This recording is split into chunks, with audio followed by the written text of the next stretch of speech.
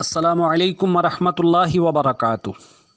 آج کی صبح کا آغاز حصول برکت کے لیے قرآن مجید فرقان حمید کی سورہ عبس کی آیت نمبر 23 تا 32 بماعِ ترجمہ کنز الایمان مع دعا اعوذ باللہ من الشیطان الرجیم بسم اللہ الرحمن الرحیم كلا لما يقض ما أمره فلينظر الإنسان إلى طعامه أنا صببنا الماء صبا ثم شققنا الأرض شقا فأنبتنا فيها حبا وعنبا وقضبا والزيتون ونخلا وحدائق غلبا وفاكهة وأبا متاعا لكم ولأنعامكم۔ بسم اللہ الرحمن الرحیم۔ اللہ کے نام سے شروع جو نہایت مہربان رحم والا۔ کوئی نہیں اس نے اب تک پورا نہ کیا جو اسے حکم ہوا تھا، تو آدمی کو چاہیے اپنے کھانوں کو دیکھے۔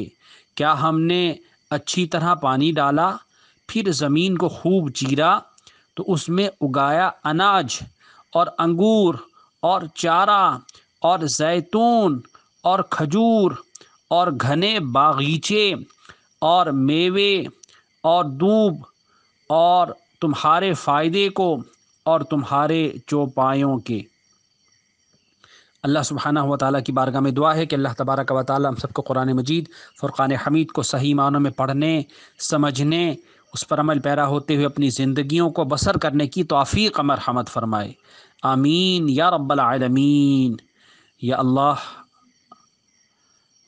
آپ سب کی جان، مال، ایمان، آبرو، روزی، رزق، علم، عمل، گھر، کاروبار، دسترخوان، اولاد، زندگی، عبادات، تقوی، اخلاص، اخلاق، سادگی، عاجزی، انکساری اور عمر میں برکتیں، رحمتیں، وسعتیں، رفعتیں اور عروج اور بلندیاں عطا فرمائے۔